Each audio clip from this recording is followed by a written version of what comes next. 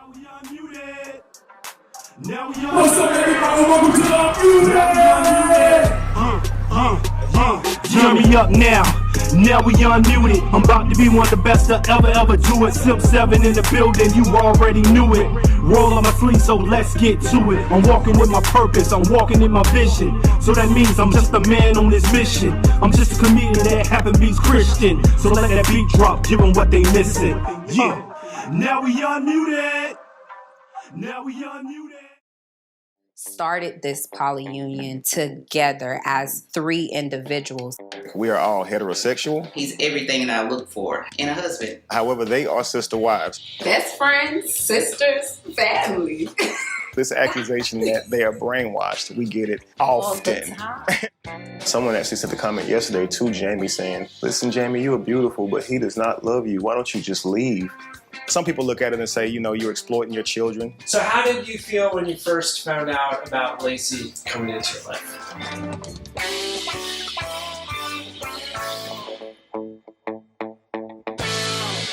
My name is Kevin Wesley. This is my beautiful wife, Jamie. This is my beautiful wife, Lacey. We call ourselves the Rise family. Rise and shine, beautiful souls. Mondays and Tuesdays, Jamie and I spend time together. Of course, we sleep together on those days. Lacey and I spend time together on Wednesday, Thursday. Damn, that's good. It's so light. That's really good. And then from Friday to Sunday, we alternate.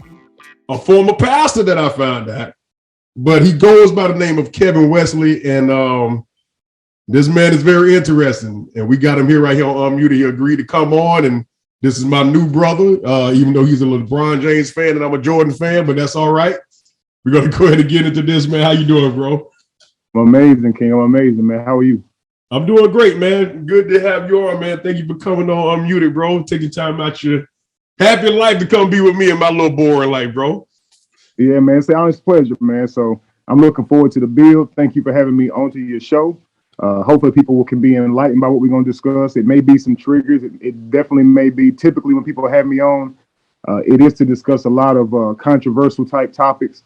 So I'm pretty sure you're going to be asking me a lot of crazy things today, but I'm here for it, man. And just hopefully we all can be civil. Right. Most definitely. Most definitely. For those that are watching that were tuned into this, man, this is not anything for an argument. Whatever, old Scott, you this, that, and the other. No, ain't nothing like that. It's my dude. We're going to talk, get some education going, and see what's happening in this world, and see can we be more enlightened. All right. So I want to ask you, man, where did you grow up? I grew up around these parts. Yeah, right around Carolina. North Carolina. Okay. So as you was growing up, did you see a lot of different activity going on? Any violence? Any, anything that intrigued the mind of speculation or whatever? No, I grew up country boy. Country boy, okay. Yeah. Only violence I probably can say is I grew up around some racism, definitely down here in the country. Most definitely. Spit on me when I was riding by on a truck, and that definitely traumatized me. But my grandmother, she was definitely traumatized through racism and tried to encourage me. She tried to encourage me to, have a disconnect or distrust for white folk. It didn't really take, because I'm always going to make friends wherever. So you know how it is. That next generation just don't seem to carry the trauma just as much as the other. So I never actually wore that trauma. So I've got friends of all different types. So what I've learned in my life, though, is everybody has bad apples. Right. You know what I didn't grow up seeing a lot of like gangster activity because I grew up in the country. So I don't see, when I see my brothers and sisters, I don't see thugs because I didn't grow up around that. So I actually see people and give them a fair chance. You see what I'm saying? Yeah. Okay. Well, I found out recently that your mother passed when you was 3 years old. Mm-hmm. What was that experience like? Did you ever learn about her to see where your traits come from? Well, she passed and I ended up living with my grandmother after that. And it was my father's mother who I was raised by. Okay, so I didn't know much about my mother. I had only a few pictures. The photos were only of her in the casket. So I threw them out, and my brothers and sisters hated me for it because that's all we had of her. So now in recent years, I've gotten to see more of her. Like I finally got to see her smile. Okay. My whole life, I was told I looked like her and had her smile, but I didn't know I had her smile. It would give me confidence and encouragement, but when I finally saw her, I could see what people were saying. I definitely do have her smile. So, but I don't remember necessarily knowing my mother, but I know that when I lost her, that it was a loss to me at the time I was 3, you know, but my pain and struggles come from growing up. I would think necessarily without having a mother, like never having a person that loved you for you. Like, you see what I'm saying? That truly you could fail and they'll still love you. You see what I'm saying? Yeah. Yeah, you're handsome even though you're not handsome. I never had that. You see what I'm saying? Right. Yeah. Yeah. Yeah, man. Those funeral pictures, man. I don't understand why the old generation hold on to them casket pictures. Bro, my Aunt Catherine, she had every casket picture you could think of. Her first husband, her second husband, her fourth husband, the fifth one, his brother's sister, the grand. I'm like, dude, I'm looking in the year like, is anybody alive in this family, man? Do I know anybody that's alive in this family? Dude, it was crazy, man. That kind of traumatized you as a little kid saying that, man.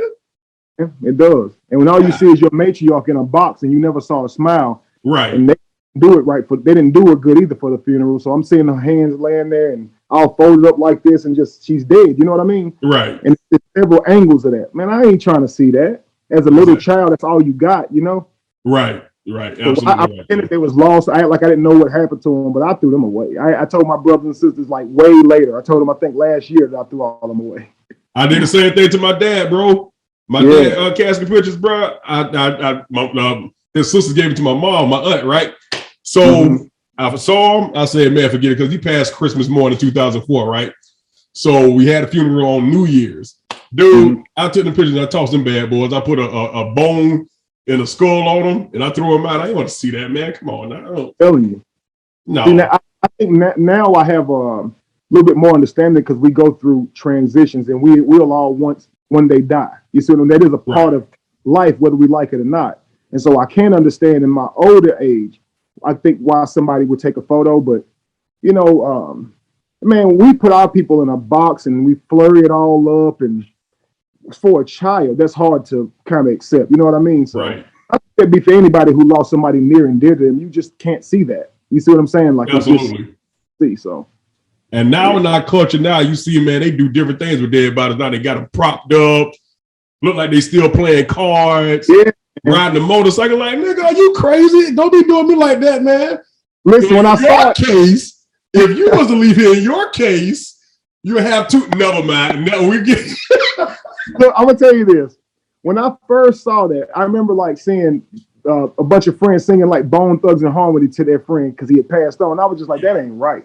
But I'm thinking tradition tells us that it's supposed to be like passing on songs and gospel music.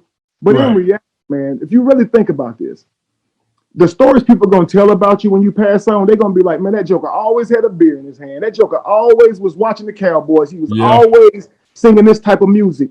So it's really like, if you're really truly going to honor their life, why not play what they listened to when they was living and respect that? Hold on, I heard you say something. You said the Cowboys. Yeah, I'm a Cowboy fan. Oh!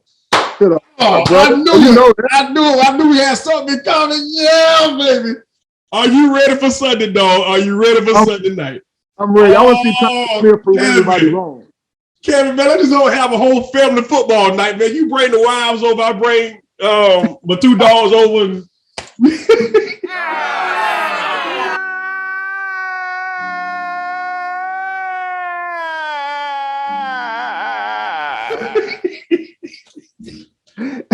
you're a big old happy family for this boy watching the Cowboys. See, man, hey, look, I told y'all this is good, man. Y'all don't understand him. He's a Cowboy fan. That's what's up. All day, baby. That's what's up, man. Like I said, listen, man, the other day, and this be this brief little intermission, though. For the guy hear you, man, I want y'all to quote me on this, okay? So, you know Tyler Smith, they got him, Tyron Smith hurt. They're like, we don't know what we're going to do. They signed Jason Peters, and they like, well, they just signed him for the practice squad, and he old. But I'm like, you know what, man? If you have experience, you can give a young, talented person all your experience. And if they got the athletic body, they can put that into action. And I've never really seen a team hire a MVP type caliber player, like 9-10 Pro Bowl type player, and bring them in just to train a young rookie. I never seen that. Now, I can only imagine, like, if I was a young rookie, what I would feel like if my idol showed up to train me. I'm telling you now, Jerry Jones just started something.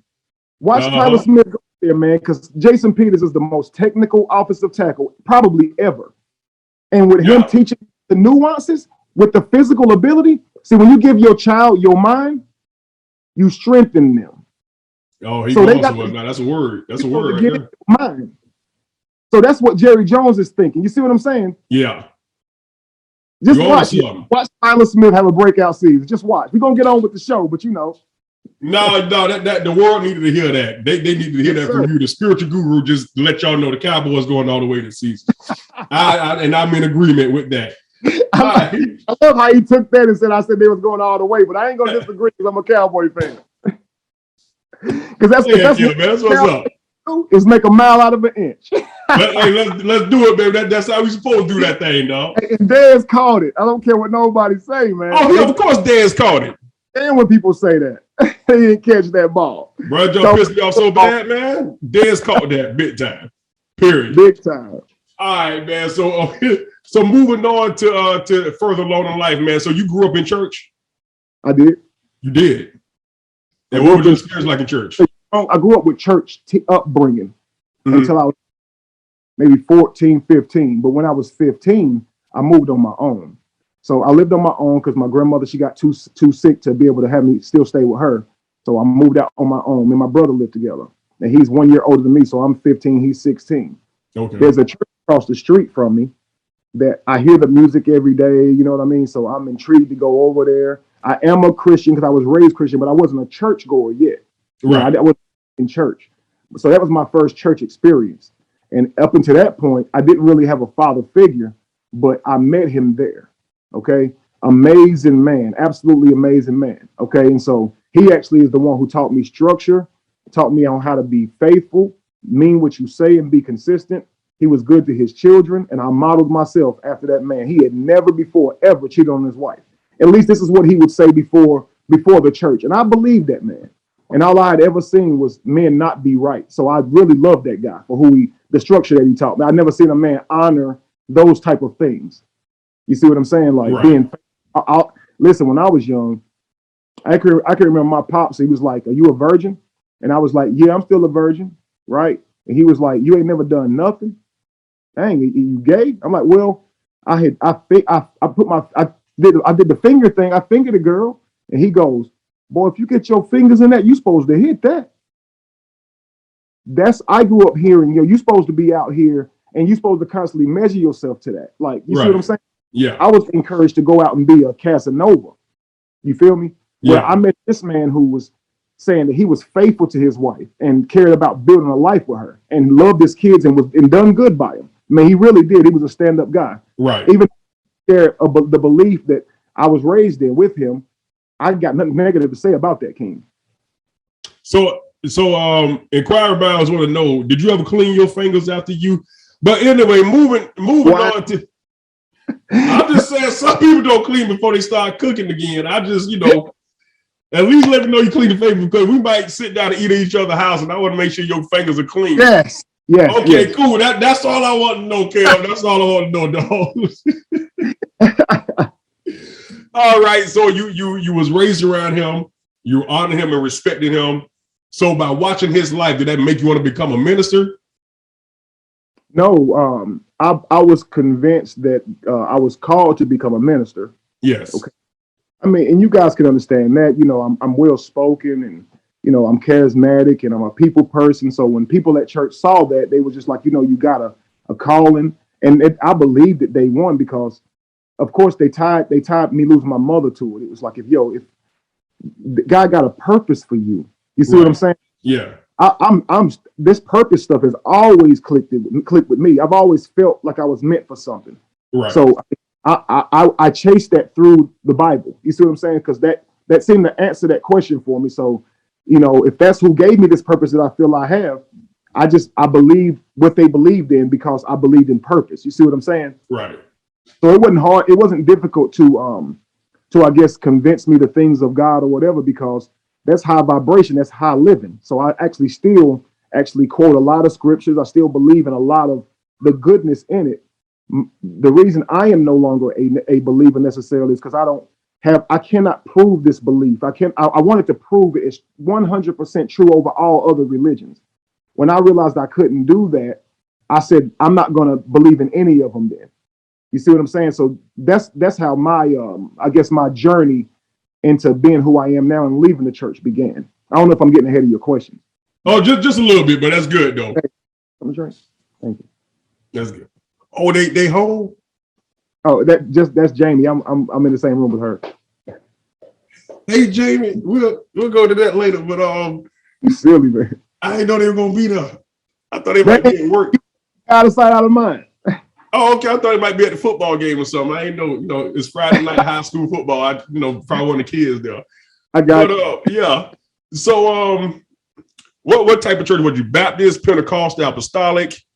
Non-denominational. Non-denominational, okay. Yep. But you could say it was we called it an evangelistic church because we believe in message out, of course. Okay. So it was non-denominational, which I later learned that is a denomination. Right. Yeah, that's exactly what I say. They always say non-denomination, but when y'all come together, non-denomination is a denomination. 100% is. 100% is. It's just another name for it. You say we not, but you know what y'all really are. That's all I'll tell you really is. So did you see a lot of shouting, speaking in tongues? You know what I'm saying? And you was a part of that.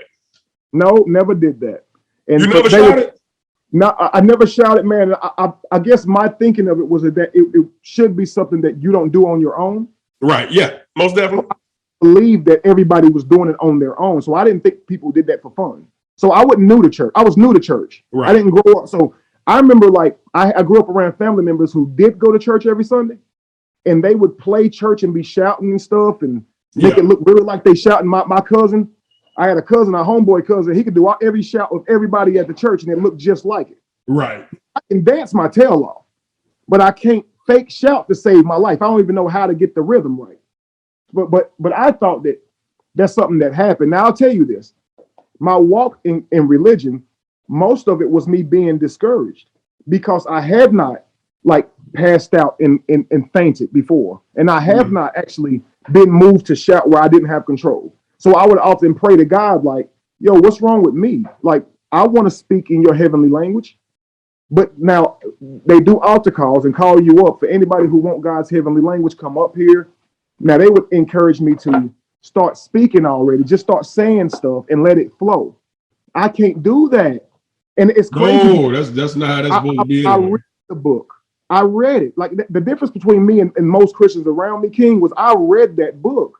Right. So when they would tell me that script, that speaking in tongue was just utterances of the mouth, I would tell them, no, it wasn't. Like in the Bible, when tongues were mentioned, they were speaking other languages, but weren't privy to the languages. So they didn't even know what the language was they were speaking, but it wasn't actual language. Right. So that's actual language, right? Translator. So if you were truly speaking in tongues, it would be an already established language, and you would have a translator. But guess what? My church ain't have a translator in sight, man.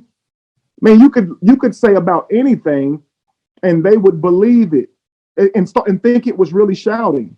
You see what I'm saying? So it was very shout about a higher. I should have bought a Honda. Like you hear these people jokingly say about how shouting should sound. Yeah, that's how my church was. But at the time, I wasn't used to it at all. So I believed in it. So I wanted that. But when I went up there and they go, yo, just start uttering your mouth. I'm looking around them like, I'm not doing that. No, you just don't start uttering, man. You lack faith. They would blame me for that because I wasn't willing to start it. They would say, you lack faith because you don't trust God to take off with your tongue. Like, no, that's crazy. Once you get filled, it's going to happen on its own. You don't do anything. The Holy Ghost does it for you. That's I got filled for real. So I know that experience. I got filled. As a matter of fact, it was last month. The 27th was what, 15 years? I know it's real. So whoever he was, I apologize that you even had to experience that. So so you got called. You felt you was called into the ministry. How long were you a pastor? Let's say I pastored for about 4 years. But about 4 years. I always try and offer clarity to guys. I was a youth pastor of the church. My current pastor passed away. Sorry to hear that. Wanted to say, like losing my father, man, he's like my daddy. So I love my own father, a personal father too, for all of you guys, so you can understand. I wasn't raised under my father. He was under a spell. He was raising other people's kids, but we have a great relationship now. I have forgiven my father. No hard feelings. That's but good. This guy was like my father figure.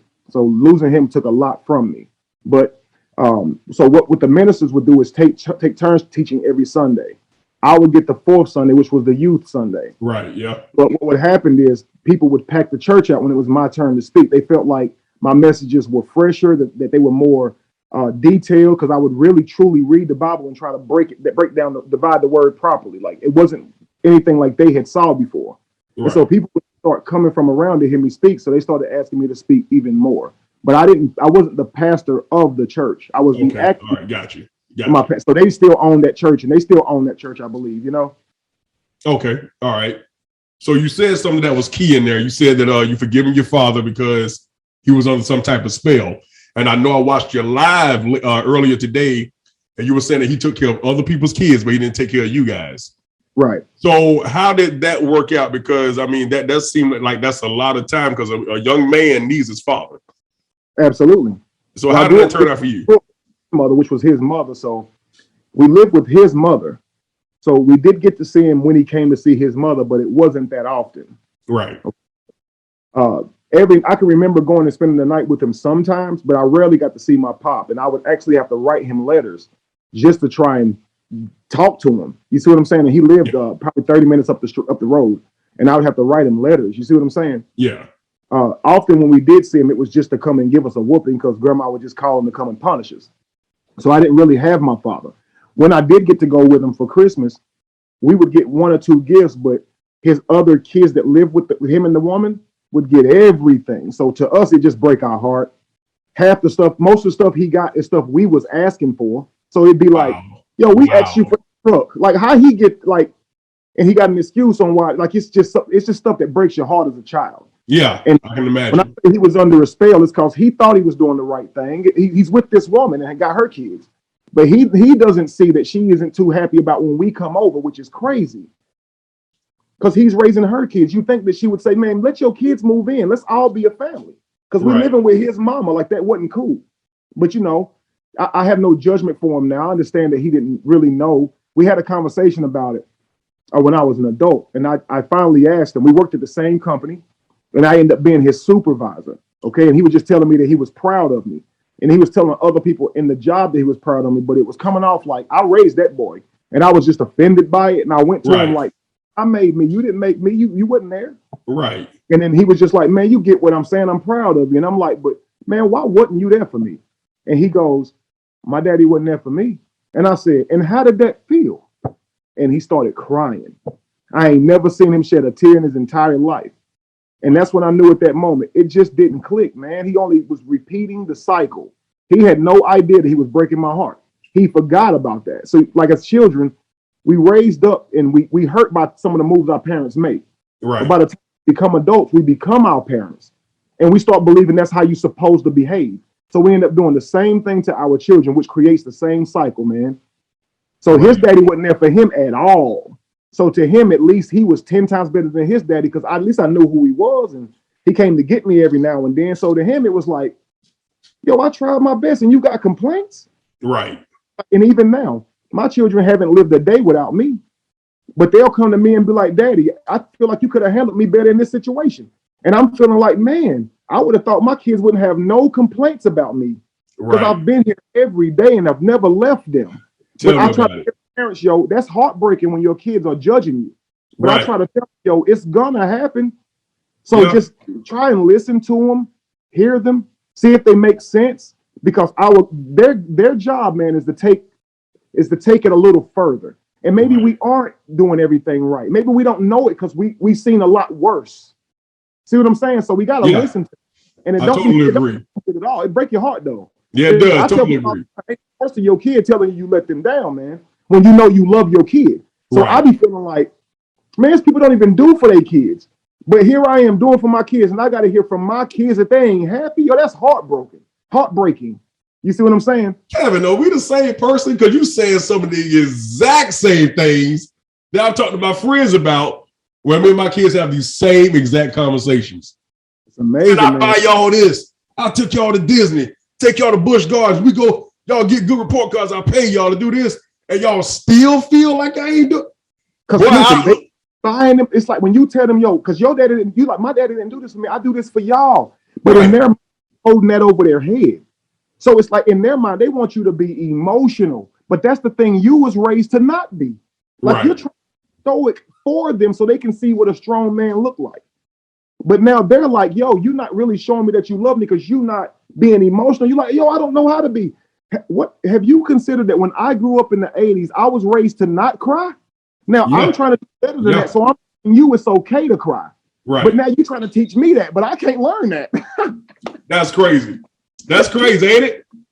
Because you telling them, son, it's okay to cry. And they saying, well, daddy, it's okay to cry. And you like, no, it ain't. It ain't okay for me to cry. It's okay for you to cry. So let me ask you this. Since the cycle keeps happening, do you honestly believe that's what's going on with our black men? The cycle, and because, bro, we see kids fatherless all the time. And it's like, even with the women, they have the babies. Before they have the baby, they're broken up. And it's like, hey, well, I don't know where he at. I ain't worried about him. It is what it is. And again, you have the second baby, and it's the same thing. The third baby coming is the same thing. Like, what? And then they get offended when we say like truthful things like that. Like, hey, come on now, you got to wake up. The cycle. What's going to break the cycle, bro? Changing your ways. Do you know how in the Bible, when it's like God is saying to the people, you ask me to heal you, but then you go and eat poison. Yeah. You want me to grow your food, but you don't take care of the land. You see? Remember when the Bible's God said, it's when you turn from your ways. Yeah. Only then will I heal you. Right. So your healing is always up to you. Now, do you not know all these churches who go eat bad food, but go right to church and pray that God heal them? Now, all of these people that are in the church, they don't practice money management. They just believe that if they tithe, it'll be pressed down, shaken together, and running over, given back in return. But their reality ain't showing that. And they're still taking their money to those preachers. I didn't say don't believe in God. But why you believing in these men still when you're not seeing those words come to fruition? So we create our culture because we believe there's hope in these things that we're doing. But these things that we're doing are only burying us deeper. So when you have a woman that is saying, buy me a bag, instead of spend money where I could, instead of let's spend money in a place to where it can be useful for the family. Right. You have a broken woman. And when you have a man that's doing the same thing, he is broken. So when you have a family and you're going out and buying things that make you look good, but you're not investing them into your family, you can't really expect your family to grow. But it's really simple. I believe in the universal God. And I believe that nature is constantly teaching us how to be. And being that you got to grow a seed to get a harvest and one never seems to come first, you got to know your harvest comes after you planting a seed. So you got to be doing something. But what is most of our community doing except for destroying the community? How many men you know will say, well, I wouldn't marry her, but I'll sleep with her. But that creates a single mother, right? Right. And they don't want to be single mothers, but they're the ones creating them. So all these men out here who are saying, I can't find the wife, we say that men are the access to marriage. So if a man is the access to marriage, why don't he have a wife? Go get one then, sir. Because you can go overseas and get a wife. You can go to the church and get a wife. You can go find you a wife inside of 6 months if you truly dated with intent and found you a good woman. They even got it on the internet now. You can order you a wife too, y'all. You can go on the internet and find women with the right values if you want to. If you really truly wanted to find a wife, but instead you at the club, you're lying. You don't want no wife. Dude, your actions show what you want. You see what I'm saying? The decisions you make every day is what's creating your world. So if you say you want to be rich, but you spending money, do spending money make you rich? Not at all. No, it makes you broke, right? Right. So spending money looks like saving money. Spending money, getting rich ain't fun. So people think about the goal of being rich and they like, oh, I want to be rich one day. Well, getting there is going to be a very boring process, sir. Man, put that on a shirt. Getting rich ain't fun. Ain't nothing about it. Owning a business ain't fun. Being an entrepreneur ain't fun. It's a lot of work into it. Man, man. You ever had a bunch of money in an account and wanted to go spend it just because you just wanted? Like, it's frustrating to have money and not spending it when you used to not having money. You see what I'm saying? Exactly. It's so you got to change. You got to really change your mind, your mindset. See, media, man, and unfortunately, the way our parents were raised, so the way they raised us, it trickled into how we think and every decision that we make. So in order for us to change our decisions, you got to change your mind, and you got to put that work in before the decision is in front of you. So if you a man and you saying, yo, I really have a problem with like chasing women and just can't take a woman serious and keep no commitment, I just keep juggling women. Well, you have to get along with yourself, man, and decide what type of woman it is that you want. What type of woman would you settle down with? Now go find her and stop sitting here saying, she ain't her, she ain't her, she ain't her, but you don't know what you're looking for. Yo, it's the same thing. If women say, yo, I'm the access to sex, then why are you sleeping with these men who you know you don't want to marry? You know you don't see no father qualities in them. He already got a baby mama and he ain't taking care of that child. Right. But he cute though. So you're going to go ahead and sleep with him too. So the person who ain't taking care of his kids is still being rewarded. See, if our women said, if you don't take care of your child, we all excommunicating you. None of us are going to sleep with you until you honor your responsibilities. He is a man. I bet you he'd fix that bullshit. I bet he would. And if we as men said, we're not sleeping with you if you keep having children out of wedlock. We're not, lady. So in other words, marriage need to happen. Absolutely. If we're going to really truly respect each other and build with each other and build character with each other, we got to have character with each other. We just have to. So there can't be unity if I'm talking you out of your draws because I just want to test drive you before marriage. And it ain't no unity if you thinking about taking all my money that I'm talking about investing in our relationship and on our kids. And then it's not no unity if you're going to weaponize my child against me. Right. That's crazy. Wow. Okay. All right. So let's go here. You did a video a few days ago and everything you said, I was like, whoo, ow, whoo. He right. Rise and shine, family. So check this out. I just made a video about how Christians are voting for pro-choice, the Roe v. Wade thing, the right to eliminate their child's existence, okay? Also, Christian women are saying, we want equality. We don't want to be judged about our body counts when fornication alone is a sin to the God they believe in. They're Christians, right? Most of our world is Christians, right? Christian men are saying when a woman don't have the qualities that I deem worthy of a wife, I'll still sleep with her, which is still creating single mothers and broken homes, but they'll still contribute to this madness, but then blame the single mothers for having children when they're creating the single mothers. But then all in all, when they hear I don't believe in the same God as them or believe in God in the way that they believe in it, they threaten me with hellfire. But meanwhile, look at how they live. So I made this video, right? And needless to say, they were angry, furious, okay? So here's the thing. Maybe they don't know this though. Jeremiah 1:5 says, before I formed you in your mother's womb, I knew you. Now this is God telling someone that I knew you before you were even formed in your mother's womb. Now this suggests that life starts even before pregnancy. Before pregnancy, so since we arguing when do life start? According to your Bible, if you would read it, life already began because God has a plan for every life, right? But they take life into their own hands and eliminate that life. They believe God has a plan for every life, but they take the life into their own hands and eliminate the life. But they say they're Christians. You understand? Do they not believe that that is sin? Do they not believe that sin will take them to hell? They believe that me not believing in it will take me to hell, but they don't believe that eliminating their babies from being born and the body count thing, sleeping around, that's what's creating this. They're not waiting around till marriage, but they're telling me to get right with the Lord. They've literally turned a hopeful phrase, Jesus is coming back, into a threat. But if Jesus actually did come back, y'all would be in trouble. You're saying it's my body, autonomy, but in church you say it's God's vessel.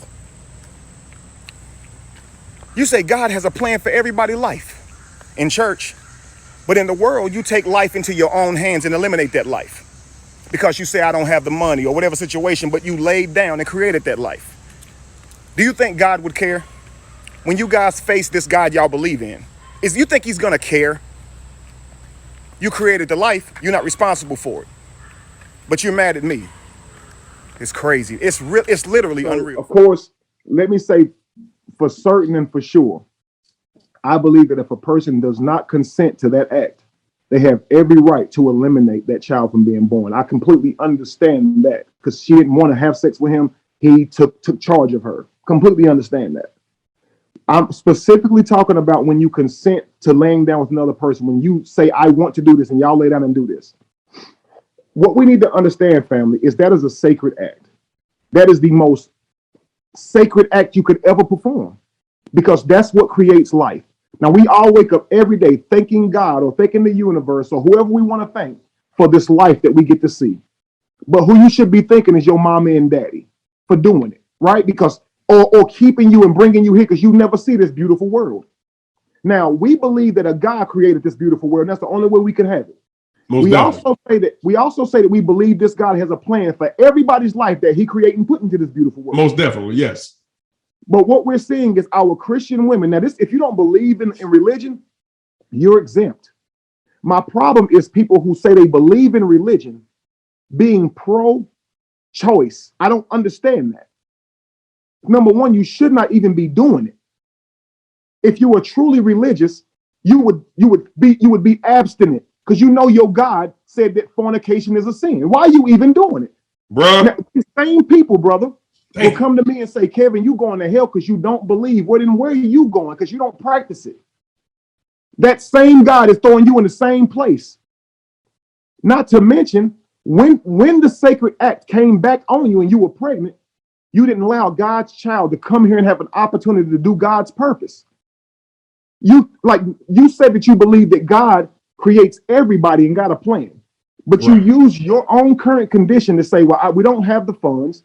We don't have this and we don't have that. And I don't think daddy going to be there. Well, don't you think God got that figured out? Don't he know everything? Don't you believe in God? Right, exactly. He knows everything, knows all, sees all, know the plans, got plans for you already set up. Yeah. He got the whole world in his hands. But when they get pregnant, they take it all in their hands. You don't, but this my video was saying, you telling me I don't believe in God, but man, you don't believe in God. If you truly believed in a God, if you truly believed in a God that left a book, then you would read it, wouldn't you? Would it make sense? If I truly believe that a God left us a book, then why don't I know that book? Man, we done read so many other books. We done watched so many movies. Right. Do we really think if God is real on Judgment Day, on the day of your judgment, do you believe God will believe that you didn't have the time to read his word? Not at all. His word that he left here for you. Now, this is the people who say they believe in it. What I'm trying to tell people is belief should look like something. Right. It shouldn't just be something you say. See, this is what we do with words like love. We'll say, I love you and I respect you, but we won't treat people like we actually love and respect them. Right? There was a video the other day where a woman was saying, I'm grateful for all that my husband does for me, but he's building a house. He left to go to work and he left me with trash to clean up in the room because he didn't have time to clean it up. He gonna ask me to do it. If you were grateful, would you be making a video and posting it and talking about your husband? Not at all. Not at all. Or would you pick up the trash that he left for you because you're grateful that he's building you a house, right? Gratefulness would look like you helping out. It would look like you complaining. So we like to use a lot of words. We're the Tower of Babel. See, remember when you try to build a tower to get to heaven? Yeah. And then God give everybody a different word, and now everybody just talking. There's no sustenance in what they're saying. So these people use belief that same way. They'll say, I believe in God. But their belief look like never going to church, never reading the Bible, never, ever, ever once really trying to get closer and knowing what this God wants. See, when I was a Christian, when I was a preacher, my messages would be like on how believers are not living like they truly serve God. So one of the messages that I preached and the next Sunday had people packed throughout it. Now, it also was missing half the old congregation too, but there was more people than you would ever see. They didn't like what I said last week, so they left. So anyway, what I said to them was this. You know, in the Bible, it tells you don't give God Christmas trees. Right. Right. So, but we doing that. And I didn't know that because I wasn't reading the Bible. But now I got to really preach and take it seriously. So right, in the Old Testament, yeah. So I'm sitting here reading, and I'm like, oh, wait, okay, so God tells his people how he wants to be worshiped, but they're not doing that. So I would say to them, yo, let's actually worship God how he wants to worship, that wants to be worshiped. Right. The title of the message was, let's do Bible things in Bible ways. Because I think it would be crazy if you say you love a man, but you've given him the things that your ex-boyfriend liked, and on your ex-boyfriend's birthday. I really think that man wouldn't really think you loved him. So if you go to Jesus on Christmas and say, happy birthday, let me put some gifts under a Christmas tree and sing jolly songs to you. If you really read the Bible, God ain't for that. So what I was telling those people were, if we truly love God, let's read the Bible. Let's see what God wants from us and do what God wants from us. They were like, you being religious. You're trying to take it too serious. Oh, am I now? Right. That has been the new word since 2014. Religious, because you have a standard, rules, yada, yada. Oh, you're religious. I'm like, well, so is McDonald's religious? Is KFC? Because they say if you don't come in here with shoes on, you can't be served. Right. Or you're religious. Is that what that really is? Or you just don't like rules and regulations? Your job got rules and regulations. So the church can't have them. God got them as well. God said it. That's the problem. It ain't the church that said it.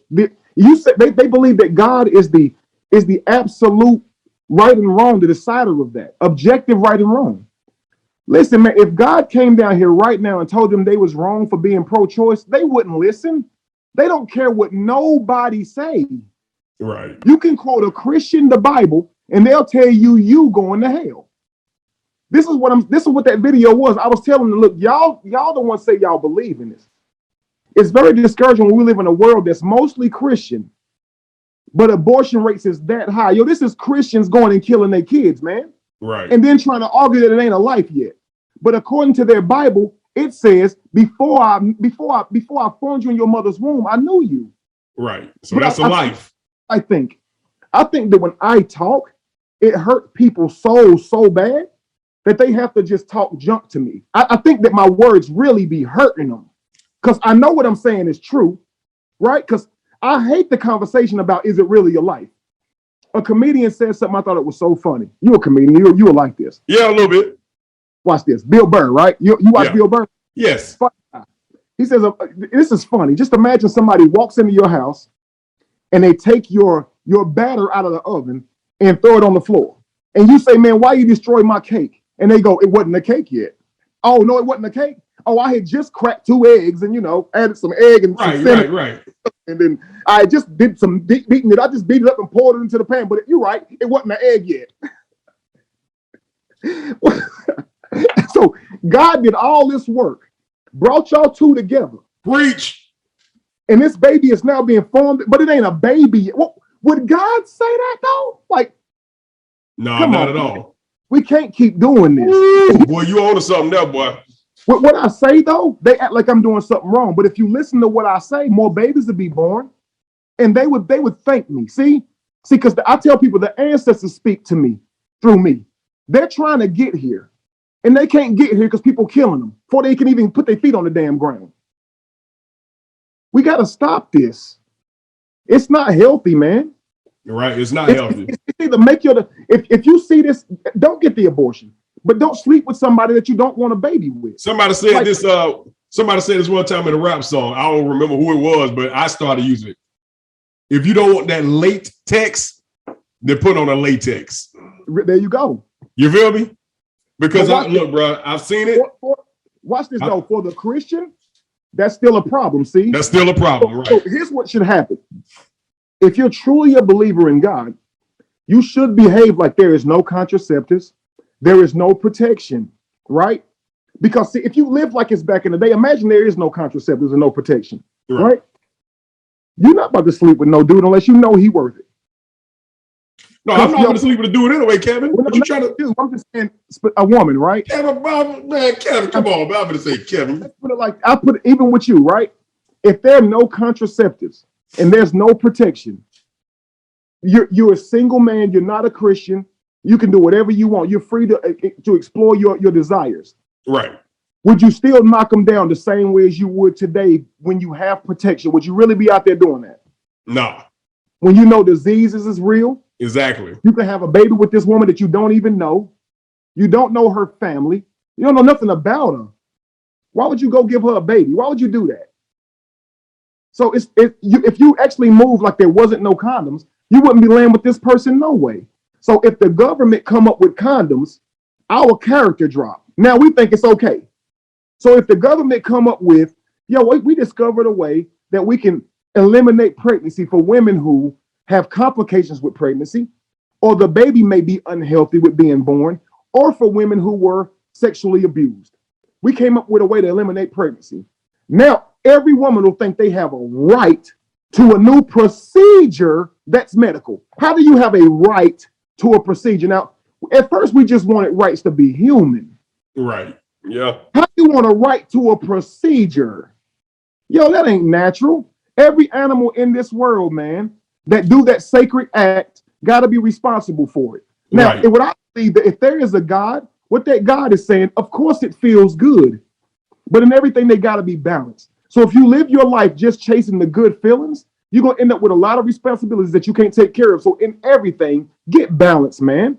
The universe is showing you that. Sex feels so good, but what does it do? It creates life, and that creates responsibility.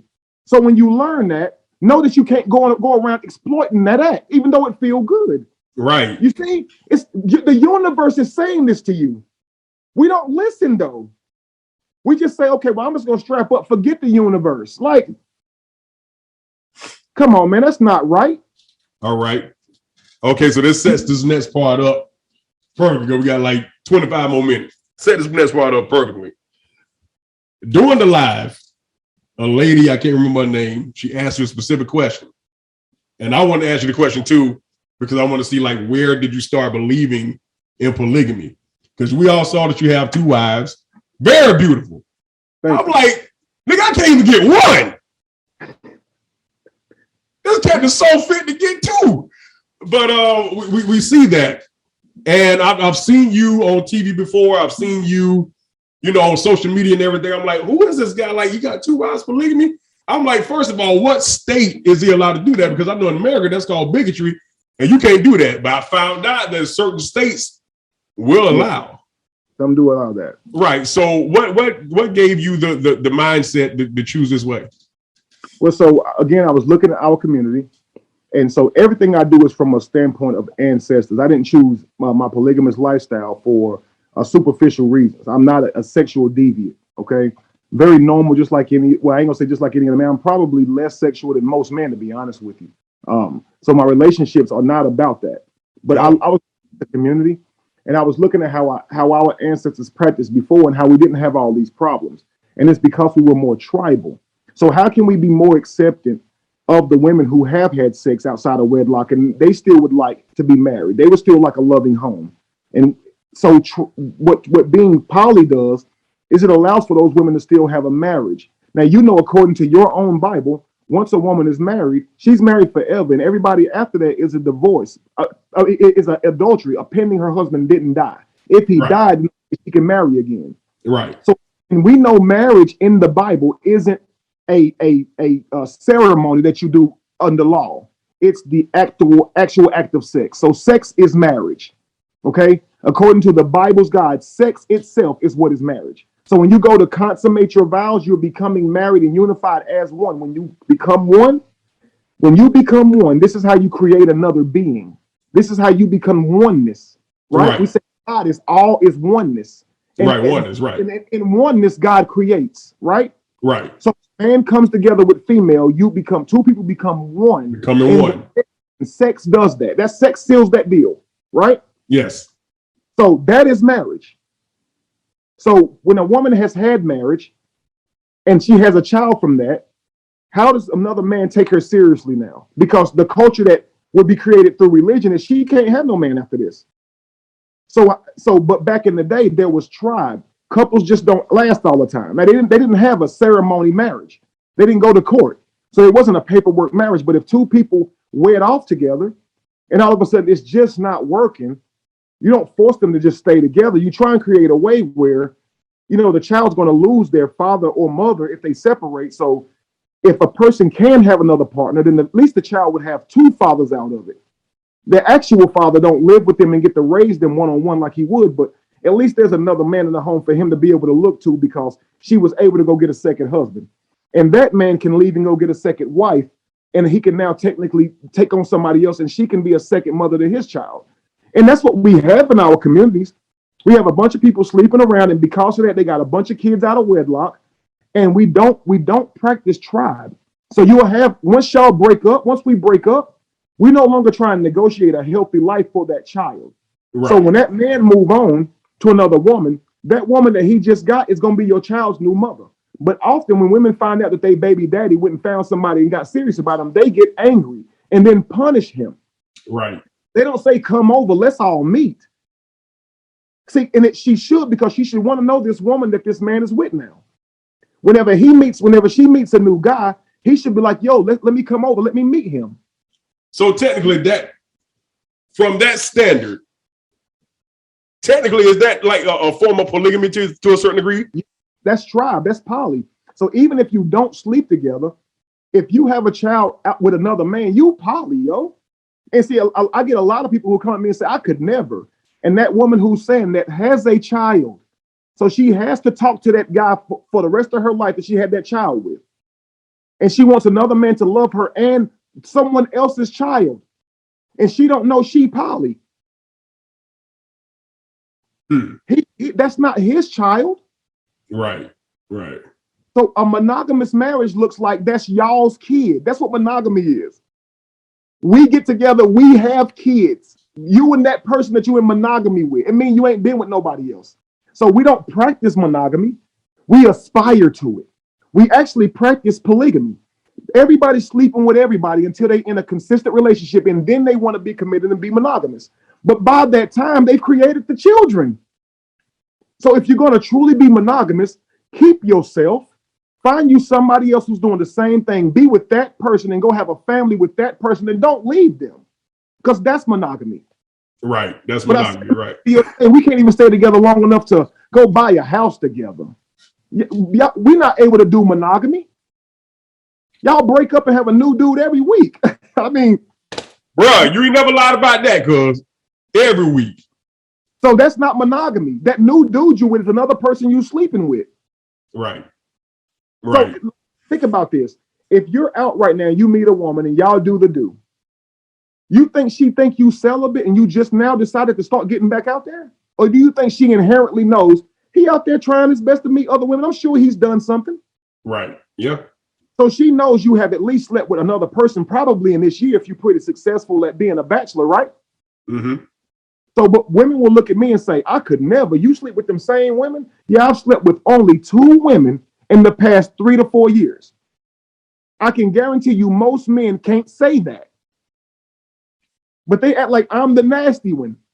Y'all the one that's nasty. Kev, you a trip, man, because I see exactly what you're talking about, man. I know exactly. The 2 women I sleep with, I take care of them. All the women that they sleep with, they don't do nothing. They ain't responsible to nothing about them women. Can't even get a cheeseburger. They might get a cheeseburger. No, they. But I'm gonna tell you what, he gonna lick his fingers after, if you know what I mean. Nasty. I'm a comedian too. I do a little jokes. I see you, man. All right, so check this out. Question: having 2 wives, how difficult is it? It can be difficult. It can be difficult. You're managing a relationship with 2 people instead of 1, so you got to magnify it. But what you have to understand is, for me, I've taken the time to try and negotiate relationships. I've had 1 relationship. My relationship with Jamie, I had since I was 18 years old. I've always done right by her. So my life, I have trained myself to negotiate with a woman and make it work. Most men have just been training themselves on juggling women. So they haven't actually been in relationships where they make it work with a woman. So I've been in a relationship where we met broke. We was broke. I was walking to work. I ain't have nothing. She wasn't like, you got a job and a car? I mean, I had a job, but I ain't had no car. Right. So 18 when she got pregnant. So I manned up. You see what I'm saying? So I'm like, yo, I got this. And she was with me, man. Like she stood by, she didn't say, yo, we broke. I want more of this. I want somebody who would take me on vacations. No, she stayed home. I was mad about that. I would go to my church and be like, man, I feel like I'm all by myself. Ain't nobody helping me pay these bills. And they would explain to me like, look, if daycare is already way high, she go to work, man, really, you're going to lose money. So I'm in this thing like, so I'm doomed to carry 3 people on my own just because I had a baby. Dang. And I wanted to leave. And that toughness and roughness in our struggle caused me to resent her. So I would be like, yo, you could have been up helping me. You had me struggle. You on struggle street because you don't want to do nothing.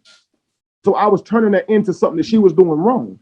In my church, they wasn't really good about helping me see it no better. So they would say, what's wrong with her just wanting to be a good mother? Why are you judging her? And to me, I'm like, yo, I'm trying to tell y'all I'm struggling and we struggling as a family. And all y'all got to say is, she right and I'm wrong.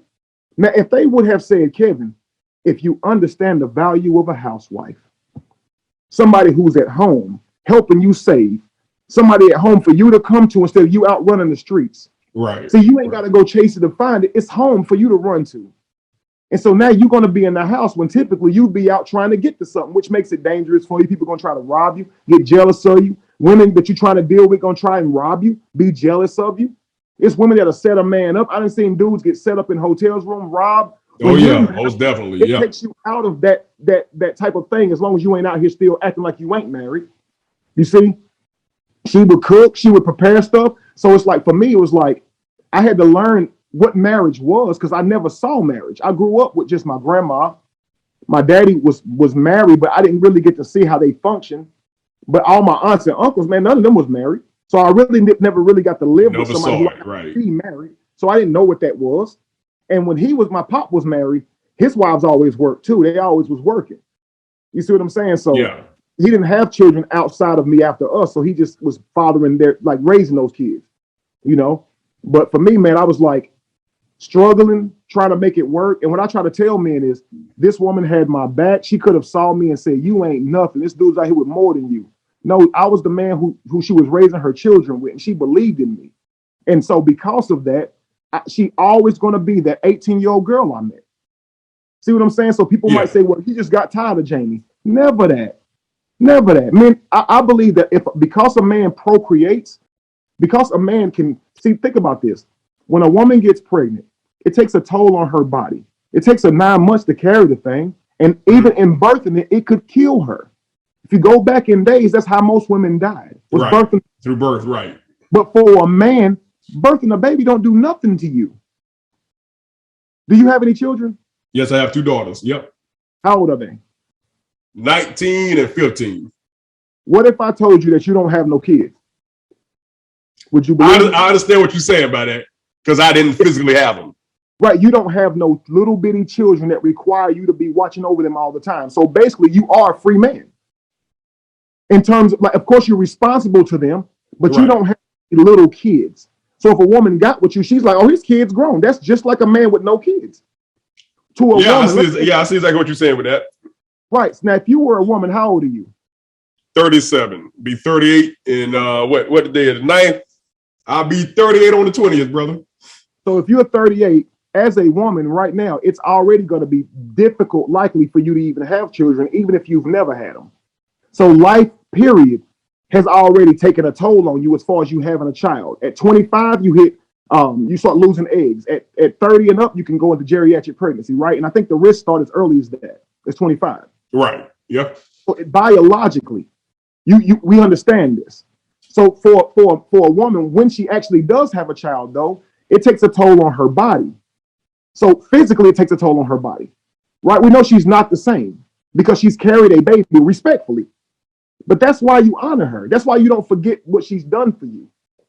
When she bring you a baby, you be with her for life. That's your promise to her because she's letting you procreate, recreate yourself in this world. You can't do it without her. So what a man does is he honors that woman's contribution to his child getting here. If you give me a baby, I'll give you a life. I'll make sure you're always taken care of and my baby's always taken care of. Why else would a woman give you a baby? Like, just think about this. Go all the way back to just being in nature. You don't have no machine world. So it's just us out here surviving as tribe. Why would she sleep with you if you're not going to be with her? This means she's carrying around a baby for 9 months that that the man who knocked her up ain't gonna protect her or that baby. That would be crazy. That's insanity. So she would need that man to be there for the pregnancy too, protect her, make sure she's safe, help her hunt, make sure she can eat. When the baby's born, she need him even more now.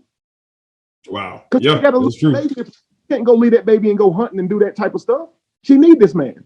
Right. So if he want his child to be healthy, you got to dedicate your life to this woman. You got to protect the man. And to a man, it's like, well, it's just sex. It ain't just sex, though. See, it's a sacred act, and we don't want to honor that. So Right. we have so much sex, we don't know that what we're doing is just abusing a sacred act. Wow. So now it's just sex. But the problem is that sex still creates life. I got here and my mama and daddy wasn't trying. Guess how I got here? My mother was cheating on her husband. That's how I got here. Wow. That's how I got here. Wow. So I Well, I was a mistake. They were married, but they weren't trying to have a kid. I just popped up, and my father used to tell the testimony, even in the pulpit. You know, we thought Scotty was a stomachache. We tried to cure him with Pepto-Bismol. I was like, dang, that's how I got here, Pop. I thought I was, like, dog. Come on, you gonna tell us in front of the church, man? But shoot, that's how it was, though, man. But I had a great upbringing. My mother and father took care of me, same household, until the day he passed away. You know what I'm saying? That's amazing. So that's how I came up. So that's all I know, man. You know what I'm saying? I've seen other things. Me and my ex-wife was not together because it just didn't work. But sure. I was always with my kids, bro. Always. Sure. Never. They don't have that testimony that I was not there. You know what I'm saying? But let's go here and ask this question here. I've seen people say that you brainwash these women. Mm-hmm. I've seen people, say, well, if you believe how you believe, why do you have two wives? And also, you got two women. Are you getting tested? These are questions that I've seen. So I ask you these questions. How did you get them to agree with being two wives? Well, so again, this is a culture that is not something that I have to teach them for them to understand it. There's many people out here that's choosing this lifestyle. If a lot of you guys follow me, you can see women all the time asking to be my third. I definitely didn't manipulate them. So I'm always been asked to be a part of my union. There's tons of them who would love to be a part of my union. And there's also so many different websites where you can see women on there trying to find polygamy. There's already sister wives who are out here just looking for a king to come along and they already know they're great and they get along with their best friends. So they already just waiting for a king because they can see what working together looks like. So just think about this. If two people working together can generate unity and grow a family, so you can get a house paid off easier because it's two people bringing income. Well, imagine if it's three and you can work together and you don't have to work and you're not thinking, well, sex is all about the sex. No, it's not. So if you can truly see it as something that is holy, something my ancestors practiced for a long time before we ever got here, we wouldn't even be here without polygamy. So it's like when we think about it, we more so go to insulting. But if you love your ancestors, you better believe that's what they was practicing before they was enslaved. So it offered all the children to have a father and all the children to have a mother. You see, so for me, to answer your questions, no, I don't get tested. I'm only sleeping with two women, and I believe strongly that those women are only sleeping with me. However, if I was in the world and I was sleeping around with women who I didn't know what they was doing because they didn't live with me or whatever, then I would have to get tested because, I don't know what they're doing. But once we sleep together and we know we good, we got all tested before we did this thing, we all know we good. So we don't really believe it, just like they wouldn't test their husband every time they slept with him. And I almost jokingly said, even though he got two women too, but I'm not gonna do that, even though No, don't do it. Don't do it. Don't do it, Cam. It said I was about to say it and then still said it. You still said it, yeah. But that still mean I kind of didn't say it though, so we good. Okay. So is there any jealousy in the house? I mean, you got one over here that requires something totally different from this one. Do you have a schedule set that because I'm just I'm like, how in the world did the man deal with two? Now, I can understand it to a certain degree if you're a player. You got certain time you call this, a certain time you call them. Because to me, it almost seemed the same thing. You know what I'm saying? Okay, well, I got three of them over here that I deal with where he got two wives. But I'm just not married to these, but so you have a schedule or something like that you deal with them with? Absolutely. I'm a very structured man. I schedule my life. I believe we all should schedule our lives, period. But yes, I have a schedule. Me and Jamie spend our time together on Monday, Tuesday, Lacey and I Wednesday and Thursday. And then on the weekends, I spend time with all of them and my children. We do all kind of fun stuff together. But I also have created a life where we don't have to technically separate to go to work. So when I met them, they were both, well, Jamie, of course, was working, but we had been separated for a few years. Lacey, when I met her, she was working. So the first thing that I did is freed them from work. Okay, I invested with them to get their own businesses started, and now they do more per year than they've ever made before. And the reason I wanted to do this is so they would not be with me just because I can take care of them. I wanted them to say, if you feel like, yo, what if she get money? Would she just leave? If you feel like that, man, get her some money as soon as possible so you can actually truly learn to trust her. Or you're always worried about, what if this woman had access to money? I don't want any woman around me that don't have access to taking care of herself, because I don't want her to ever feel like she has to be with me if she don't like what I'm doing. You see what I'm saying? So I wanted to do that first of all. And I did that. We were very successful in doing that. We worked together on all our business endeavors. We travel together. But again, they got businesses outside of me that they run full time, and they love those businesses and things like that. But so we've made it where we can stay home together, which means I don't get every day in the week with them like a person will in monogamy. Right. What person does get every day with their partner in monogamy? See, most people going to work for 8-12 hours a day. Absolutely right. Right. We don't do that. We got every day together. Most of our work we actually do together when it comes to filming and, podcasts and the photos, all that stuff. Yeah, because you get paid for all that, right? You get absolutely. Right. Okay. See, what I'm trying to teach people is how to monetize your family. See, your last name is a business. See, when you got married, your family created a business. You are an entity from that. So you should be making money. But a lot of times with the Black family, we see it as a relationship. But marriage ain't that. A boyfriend and girlfriend, that's a relationship that two domestic people decide to have. When you say we're going to get married and take on each other's names, you're building a dynasty and a legacy. And we have not been faithful and honorable to that. So yeah, you're right about that. I try to tell people early in life, whenever you just dating, learn your partner's like positive traits. So could you build a business with the person you're dating? Learn what qualities they have. See if you could work with them and earn money together. See, back then, did you know that back in the day, women hunted just like men? Yes. Because see, people always say that men hunted and women tilled the garden. But no, women actually was just as good as hunters as men. They sure was. They went out 100. Yep. So whenever you your wife, before y'all had a child together, what y'all was doing was hunting together. So she got to see just how talented you were. You got to see how detailed and cooperative she was. When y'all learned that, y'all said, I think I want to seal the deal and have a baby with this man and have him protect me. I've seen him do all the work. I know he can do it. I trust him. So now y'all worked and earned something. Y'all know how to get food and bread together. Mm-hmm. Right? Right. Now you get married. But when y'all get married, you do know the true work starts now.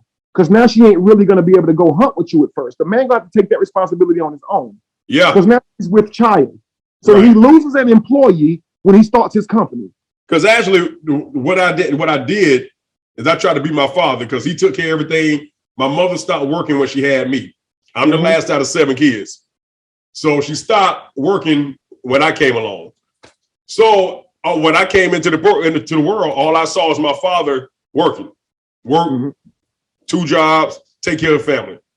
Never went without. He took care of the family. You know what I'm saying? So when I got married, I said, you ain't got to work. I take on the full responsibility. Absolutely. Not knowing, hey, look, Scott, remember you came up in the 80s and 90s and all like that. Times are different there, bro. Y'all work as a team. Now, if you get pregnant, y'all have a baby, that's something different. But y'all work as a team. I didn't have that mindset. I'm like, I'm going to be like my father. Let me take on it. I'm going to kill myself, man.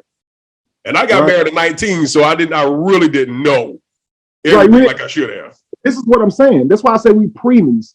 We go into marriage with no parents to truly teach us what marriage is. All they have is how they did it.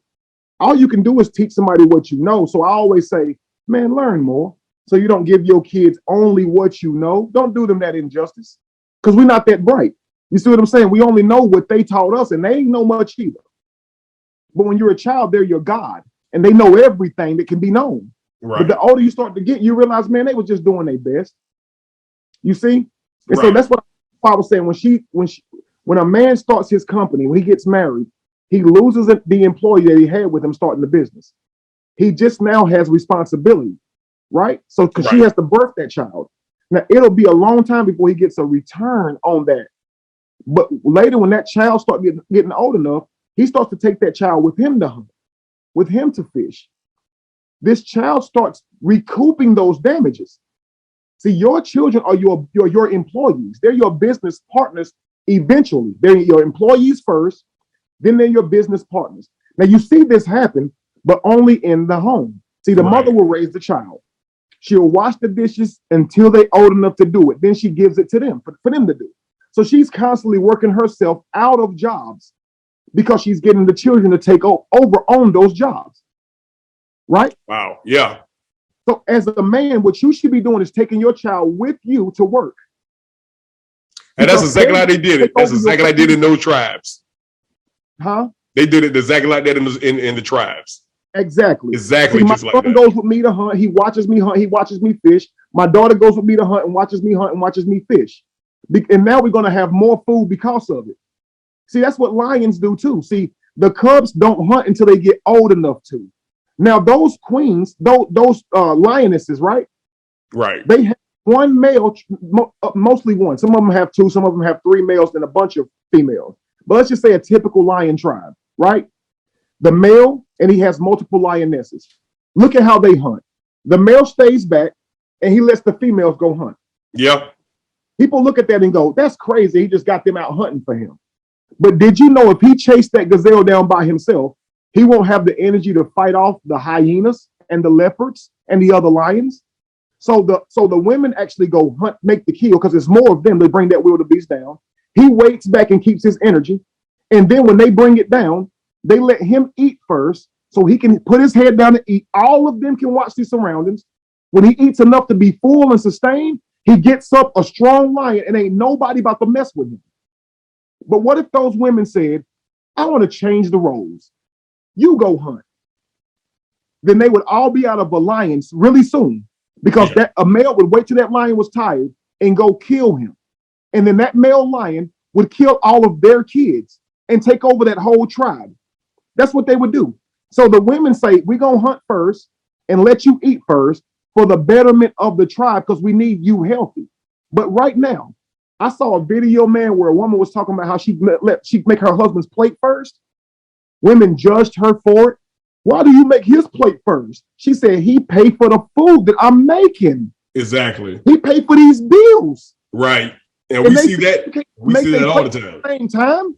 Yeah. Why are you complaining about her making her man plate first? So the world we live in, they will literally complain on a woman because she decided to make her man's plate first. Yeah, she could have made all their plates at one time. Why is that your problem? Why not just understand that she wants him to eat first? She made his plate first, so he's sitting down, then she's making the other kids' plate. If that's how they do it, because she honor him, how you tell her? That's how they do it. She values him, man. Ooh, yeah. See, the man represents the roof to the house.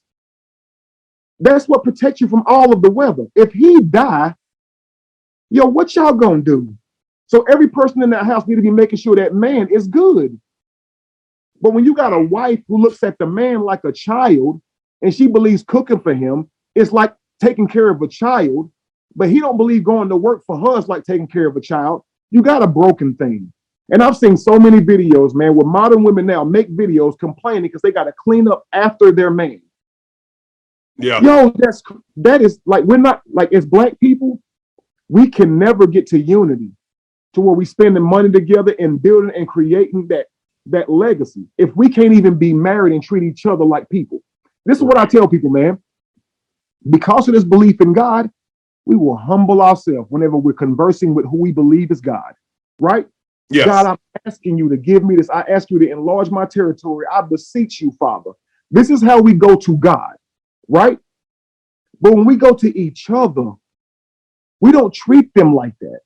When you want your man to when you want something from your man, you don't go to him and treat him with that utmost respect. You're going to ask in a hateful way, and you would never ask God in a hateful way. Right. So it's really crazy to me. It's mind blowing that a person that you cannot see, you have the highest amount of respect for, but the people who you looking at amongst you every day, you can't even see their humanity. And I'm gonna tell you this: in the Bible, don't the Bible have a place where Jesus said, "I came to you when I was yet hungry, and you didn't feed me"? Yeah. And people say, "But that wasn't you, Jesus. That was a homeless man." And Jesus said, "No, that was me. That was me." Right. Yeah. Yeah, I'm the lowest of everybody you see. So that man that you looking at is me. So God has said, that's me you treating like that. And here's the biggest kicker. These Christians believe in the Bible. And don't the Bible say honor your husband? It sure does, yeah. Doesn't it say that you in the book? He teaches you? Like, it says that. Now, we may not like it because it doesn't seem fair. It doesn't. I suffer a woman not to teach a man. She is to be quiet and silent. It don't sound good. It don't. But that's what they believe their God said. If they believe that, why are they arguing with God?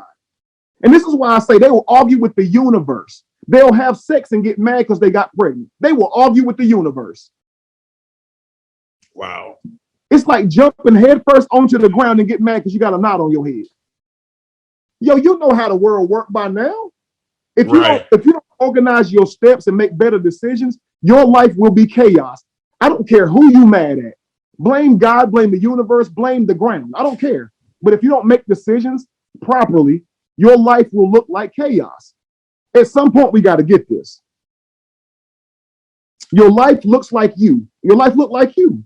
It will reflect all those poor decisions that you make. Wow. Boy, you just said a whole mouthful right there. Boy, you got a lot of knowledge in you. And so you see, and what you actually did tonight, you actually preach. We actually just had service. I'm ready to take up the tithes and offering right now, to be honest with you. Listen, every time somebody have me on, they're ready to, go at everything I believe because where I've came to in my life triggers a lot of people on where I came to. But when they bring me on to have conversations with me, it's often, man, I appreciate just talking to you.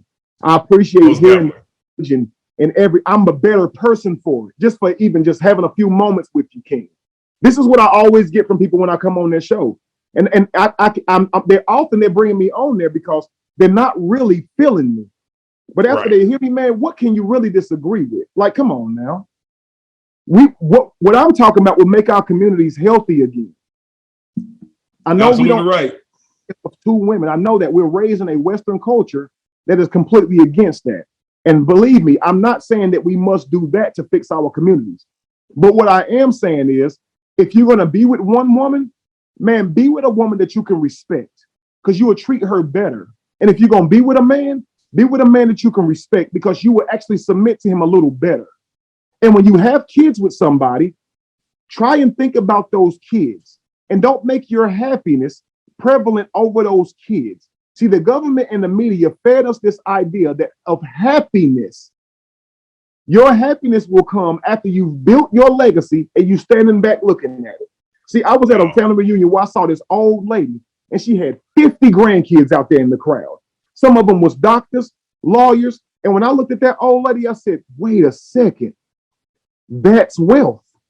That's wealth. That's exactly what that is. Yeah. Well, they told us it was money. Your wealth is in your DNA. That no money's man-made. So where is truly your wealth? See, the more you put into I told people, praying to God looks like doing something. It don't look like talking. So if you're praying to your ancestors to be stronger, it don't look like, hey, ancestors, please make me stronger. It look like doing push-ups and working out. And when you do that, your body will respond to you and genetically get stronger. You will begin to change. Did you know that if you're working out and you're athletic today and you get a girl pregnant, your child will be more athletic?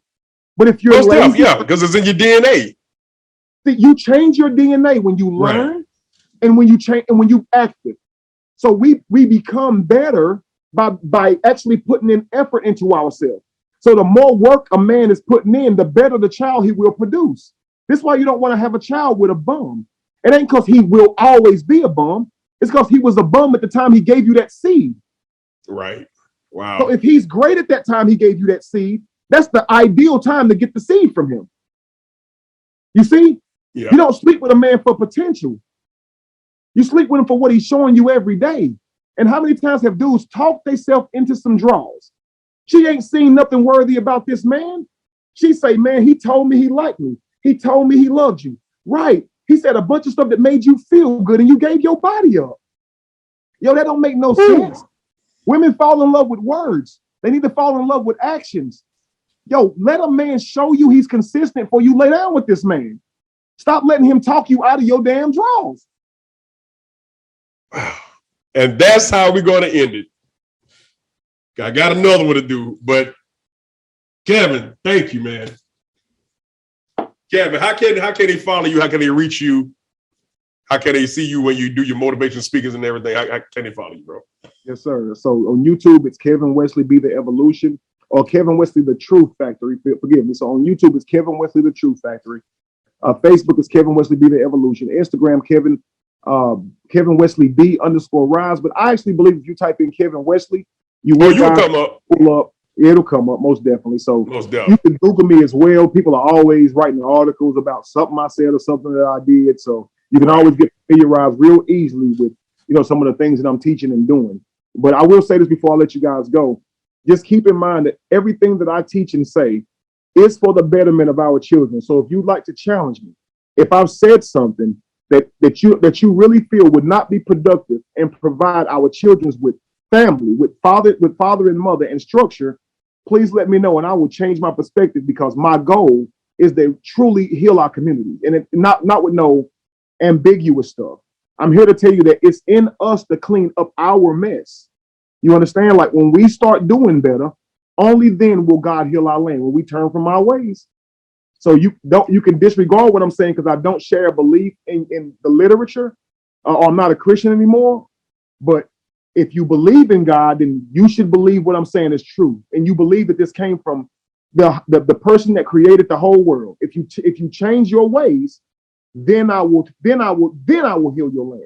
But first, you gotta change your ways. So you can't put it on God when you're sick. You cannot put it on God when your life don't look like you want it to look, because God already told you, only when you change your ways will I heal you. So God will sit there and watch you be sick until you stop doing that bull crap you're doing. Know that. God will do that. Now may the Lord watch between me and thee, we were absent one from another, in Jesus' name. Amen. Bruh, I thank you for coming on, man, because I'm telling you, you've been, wow. Yeah. We're going to talk again. We're going to do this again, Kevin. Most definitely. Because I got to do another, but we're going to set this up another time. We're going to do a part 2. I promise you. And because you're a Cowboy fan, we definitely going to stay connected. That's all right. Absolutely. I'm going to give you my number when we're done with this, bro. That's a bet, King. All right, King. God bless you, dog. Bless you too, King. Baby. Most definitely. All right. Hey, what's up, everybody? This is your boy Simp 7, man. Thank you for watching this interview. Thank you for subscribing, liking, and commenting on this channel. I really appreciate it. And if you have not subscribed to this channel, please click that button right down there. Don't wait till your homeboy blow up. You wait. Go ahead and participate and become part of the Unmuted family. We greatly appreciate it. We work very hard to bring you good content and stories that you probably never heard of before, and a little something to make you think about the Lord a little bit and laugh a little bit. All right, guys. Like, click, share, comment. Don't text me. Put it right there in the comments. Simp 7 out.